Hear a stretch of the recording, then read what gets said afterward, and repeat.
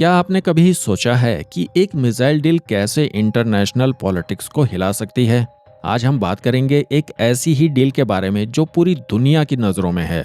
दोस्तों, मैं बात कर रहा हूं Bharat Indonesia BrahMos missile deal की। ये वो डील है जो न सिर्फ दो देशों के बीच है, बल्कि पूरे इंडो पैसिफिक रीजन के पावर बैलेंस को बदल सकती है।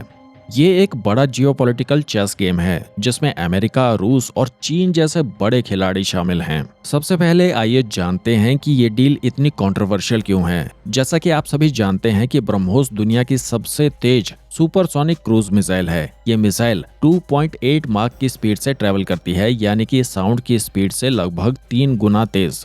अब सोचिए, जब ये मिसाइल इंडोनेशिया के पास होगी तो साउथ चाइना सी में पावर डायनेमिक्स कैसे बदल जाएंगे। लेटेस्ट अपडेट्स के मुताबिक भारत इस डील पर बहुत केयरफुली विचार कर रहा है, क्योंकि अमेरिका इस डील के खिलाफ प्रेशर डाल रहा है। अमेरिका का कहना है कि ये deal missile technology control regime यानी कि MTCR के अगेंस्ट जा सकती है और रीजनल स्टेबिलिटी को भी अफेक्ट कर सकती है। लेकिन क्या ये सिर्फ रीजनल स्टेबिलिटी की बात है या फिर अमेरिका अपने खुद के डिफेंस सिस्टम इंडोनेशिया को बेचना चाहता है?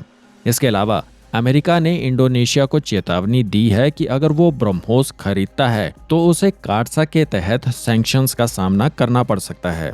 अब आप सोच रहे होंगे कि रशिया का इस सब में क्या रोल है। दरअसल ब्रह्मोस एक इंडो रशियन ज्वाइंट वेंचर है, इसलिए इस मिसाइल को किसी तीसरे देश को बेचने के लिए रशिया का अप्रूवल भी चाहिए होगा। और रशिया का साउथ ईस्ट एशिया में अपना स्ट्रेटेजिक इंटरेस्ट भी है और हो सकता है कि रशिया का ये इंटरेस्ट इस डील को अफेक्ट करे। लेकिन इस पूरे मामले में सबसे इंटरेस्टिंग ट्विस्ट है इंडोनेशिया की चाइना के साथ रिलेशनशिप। इंडोनेशिया चाइना और अमेरिका दोनों के साथ बैलेंस रिलेशन रखता है। ऐसे में अगर वो भारत से ब्रह्मोस खरीदता है तो ये चाइना को प्रवोक कर सकता है। याद रखिए, भारत ने पहले ही फिलीपींस को ब्रह्मोस बेच दी है, लेकिन इंडोनेशिया के केस में भारत इतना कॉशियस क्यों है? क्या ये सिर्फ US प्रेशर की वजह से है या फिर इसके पीछे कुछ और भी है जो केवल आने वाला समय ही बता पाएगा। इस डील के रास्ते में और भी चैलेंजेस हैं। भारत इंडोनेशिया रिलेशन पिछले कुछ समय से स्ट्रेन्ड हैं। इसके अलावा इंडोनेशिया ने हाल ही में भारत के डिफेंस एक्सपो में भी भाग नहीं लिया, जो भारत के लिए एक सिंबॉलिक सेटबैक था। अब आप सोच रहे होंगे कि क्या इस डील से कोई फायदे भी हैं, है ना? तो चलिए मैं आपको बताता हूँ। सबसे पहले ये डील भारत और इंडोनेशिया के बीच दोस्ती को और मजबूत करेगी।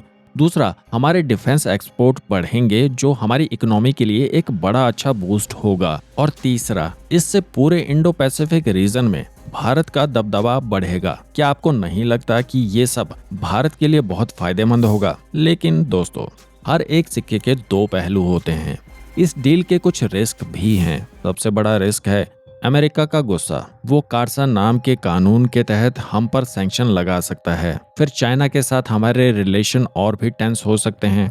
और सबसे मुश्किल काम होगा रशिया और अमेरिका दोनों को खुश करना। ये तो ऐसा है जैसे 3 नावों पर एक साथ पैर रखना। तो बताइए, आपको क्या लगता है? क्या इस डील के फायदे इसके रिस्क से ज्यादा हैं या फिर भारत को और सोच विचार करना चाहिए?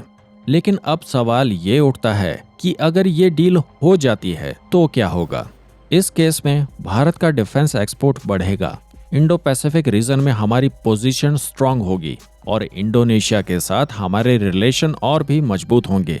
लेकिन दूसरी तरफ अमेरिका नाराज हो सकता है, चाइना के साथ टेंशन बढ़ सकती है और भारत को रशिया के साथ भी बैलेंस बनाना होगा। तो दोस्तों, आप देख सकते हैं कि भारत इंडोनेशिया ब्रह्मोस डील कितनी कॉम्प्लेक्स है। ये सिर्फ दो देशों के बीच एक मिसाइल बेचने की बात नहीं है, बल्कि ये एक बड़ा जियोपॉलिटिकल गेम है। इसमें हर मूव हमें बहुत केयरफुली सोच समझकर चलना होगा। क्या आपको नहीं लगता कि ये डील भारत की डिप्लोमेटिक स्किल्स का एक बड़ा टेस्ट है? हमें देखना होगा कि हमारी सरकार इस चुनौती से कैसे निपटती है। दोस्तों, अगर आपको ये वीडियो इन्फॉर्मेटिव और इंटरेस्टिंग लगा हो तो प्लीज इसे लाइक और शेयर करें। और हाँ, ऐसी ही एक्साइटिंग जियोपॉलिटिकल और डिफेंस अपडेट्स के लिए हमारे चैनल द क्रॉनिकल पोस्ट को सब्सक्राइब करना ना भूलें। This is Vijay Rajput signing off. जय हिंद।